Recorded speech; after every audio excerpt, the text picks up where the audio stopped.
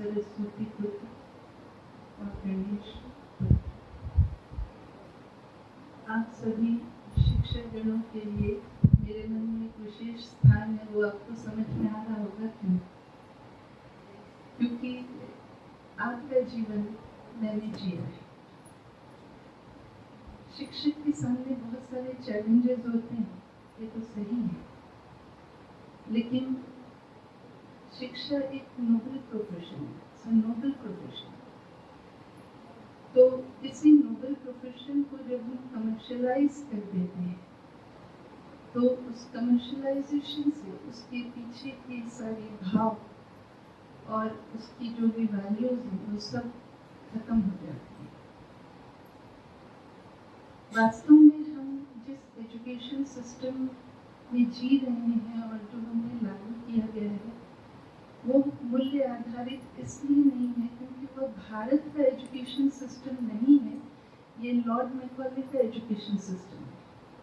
और वो Lord Macaulay का एजुकेशन सिस्टम जो है वो भारत में क्लर्क पैदा करके भारत की गुलामी बनाए रखने के लिए था। It was only made to make people servants and to lower their self esteem. हर बार हमारे लोगों को यह एहसास कराया जाता था कि आप कम हैं, आपकी शिक्षाएं गलत हैं। नालंदा विश्वविद्यालय को ध्वस्त किया गया और उसके 2-3 साल बाद वहाँ पर एक विश्वविद्यालय का उदय हुआ। आपको ये जानकर आश्चर्य होगा कि हमारा एजुकेशन सिस्टम वो such an advanced education system जो सारी दुनिया में कहीं नहीं था। पहले वहाँ कोई स्कूल नाम की चीज़ ही नहीं होती। जब वो भारत में आए they only had Bible rooms in the church और उसके पीछे एक छोटा सा हॉल जैसा कुछ होता था। वहाँ 10-12 लोगों को, 20 बच्चों को बैठ के बाइबल पढ़ाया जाता था। उनके पास कोई नॉलेज नहीं था। मेटालर्जी, फॉरेंसिक मेडिसिन, जितनी भी अलग अलग ब्रांचेस थी ये हमारे यहाँ थे। नालंदा में आपको अलग अलग ऐसे चैम्बर्स मिलेंगे, अभी भी खंडहर में भी आप जाके देखिए। तो ये जो एजुकेशन सिस्टम था ये गुरुकुल पद्धति थी और इस गुरुकुल पद्धति में टीचर्स वुड डिसाइड कि किस बच्चे को क्या पढ़ाना। तो टीचर्स अपने आप में बड़े ही बुद्धिजीवी और बच्चों के साथ एक उनका रिलेशन होता था। मैं आपको फिर से एक ये सुखद समाचार सुना रही हूँ कि हमारी नेशनल एजुकेशन पॉलिसी 2020 फिर से आप शिक्षकगणों को स्थान देना चाहती हैं, दे रही है। अब आपका बच्चा किसी भी कॉलेज में, यूनिवर्सिटी में जाएगा, ही विल नॉट बी, मतलब वो बाउंडेड नहीं है कि वो 4 साल नहीं पढ़े, वो ग्रेड्स लेके निकलेगा और हर बार उसको प्लस टू ग्रेड मिलेंगे। जैसे किसी एक बच्चे ने, मान लीजिए नूतन महाविद्यालय में किसी ने लिया एडमिशन फर्स्ट ईयर, तो उसका बेसिक इंस्टीट्यूशन है, पर उसको लगा मुझे कहीं और जाकर कुछ सीखना है, जैसे मुझे आर्ट से रिलेटेड, कुछ डिज़ाइन से रिलेटेड कुछ कोर्स करना है, उसके लिए मुझे किसी और विश्वविद्यालय में जाना है, तो they will be allowed to take that knowledge for 2 months 3 months। वहाँ जो भी टीचर्स होंगे वो उनको ग्रेड्स देंगे। ऐसे 3-4 सालों में अलग अलग जगह से वो शिक्षा लेकर जो वो चाहता है वो शिक्षा ले, जो सीखना चाहता है वो सीखे, वो वापस पहुँचेगा और अपने यहाँ पर वो सारे ग्रेड्स सबमिट करेगा। And after submission of those grades फिर उसकी एक कंसोलिडेटेड मार्कशीट बनेगी और वो डिग्री। तो इसका मतलब क्या हुआ? स्कूल से जिन बच्चों को आप पढ़ा कर भेजेंगे वो यूनिवर्सिटीज में जब जाएंगे तो उनका व्यक्तित्व निखारने के लिए एक पूरा सिस्टम बना के देंगे कौन। लेकिन उस सिस्टम में जो बच्चा जाए वो खुद अपने निर्णय लेने में सक्षम तो हो। और ये बात आज स्कूल के टीचर्स को ज़्यादा अच्छी तरह पता होनी चाहिए कि हमारे बच्चों का मेच्योरिटी लेवल क्या, उनको समझ होनी चाहिए। अब ये निर्णय शक्ति काम क्यों नहीं करती? आज का हमारा हाल क्या है? मुझे सांस कैसे लेना है ये कोई प्राणायाम वाला, कोई योग गुरु आके सिखाता है। मुझे करियर में क्या करना है वो कोई करियर काउंसलर बताता है।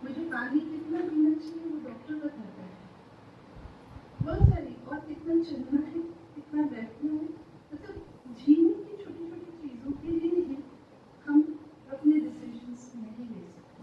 तो लीडरशिप में ये हाल क्यों है? क्यों नहीं हम डिसीजंस ले सकते, और जब लेते हैं तो वो रॉन्ग क्यों हो जाते हैं, और फिर हम अपने डिसीजंस पर पछताते क्यों हैं? क्योंकि पावर टू डिस्क्रिमिनेट नहीं, और ये सारी पावर्स काम क्यों नहीं होती है? क्योंकि सेल्फ की नॉलेज। आध्यात्मिक सशक्तिकरण means self-awareness, having the knowledge of the self. Once I have the knowledge of the self, I know my faculties. I know what power my mind is having.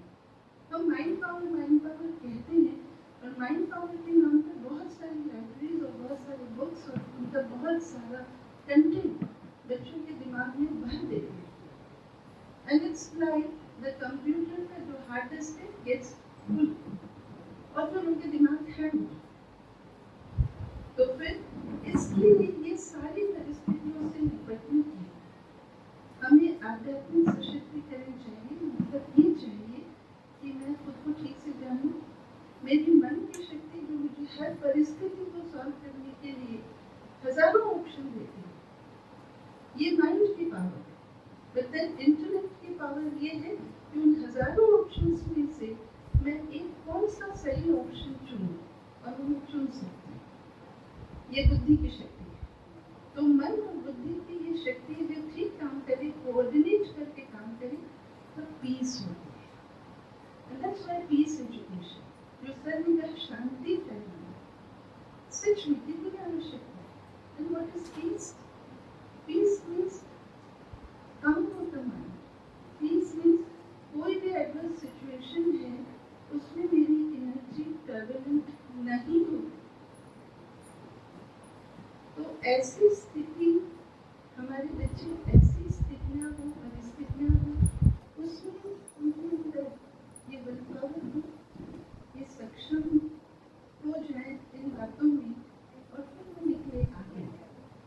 तो वो शायद हमको एक ऐसी जनरेशन मिलेगी जो जनरेशन फिर बड़ी बड़ी सारी जिम्मेदारियों का निर्वहन कर सकेगी, और शांति और खुशी समाज में फैल सकेगी। ऐसी व्यवस्था के लिए सेल्फ अवेयरनेस, और उसके लिए core values. Self is made up of the values. ये वैल्यूज की जो कंसेप्ट, अभी हम बच्चों को कहें ऑनेस्टली, उनको हंसी आती है, उनको मालूम नहीं ईमानदारी तो चलती नहीं है ना।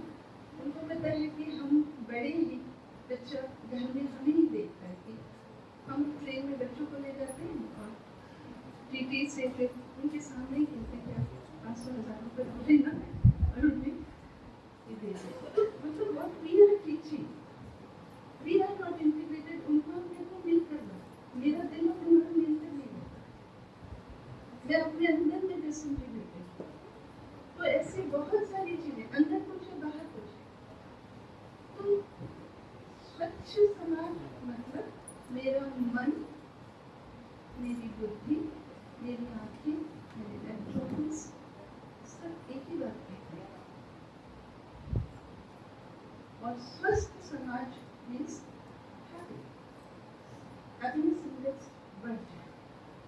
इसके लिए चाहिए सेल्फ अवेयरनेस, और उसके लिए चाहिए आत्म अध्ययन, एंड हेंस आध्यात्मिक सशक्ति। तो इसके लिए एक छोटा सा लेटर भी बना के मैंने संकल्प दिया है, और हमारी बड़ी दीदी की ये आशा थी कि पूरे मध्य प्रदेश में एजुकेशन का कुछ कोर वैल्यूज की ट्रेनिंग के प्रोग्राम चले। हमारे सभी शिक्षक फ्री ऑफ चार्ज है एजुकेशन से, and we are ready to impart the training programs. हम FDP कर सकते हैं, और FDP में फैकल्टीज डेवलप हो सकती हैं, और वो फैकल्टीज डेवलप होकर फिर पूरे मध्य प्रदेश के सभी स्कूलों में एक साथ ये काम कर सकते हैं। This is our government headquarter, and specially for value education and training one training centre is coming up.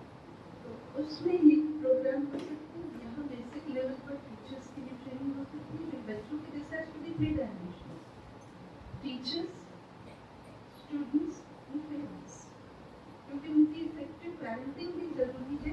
Otherwise school से क्या सीख कर जाएगा और घर में क्या देखेगा, that will put an impact on his mind.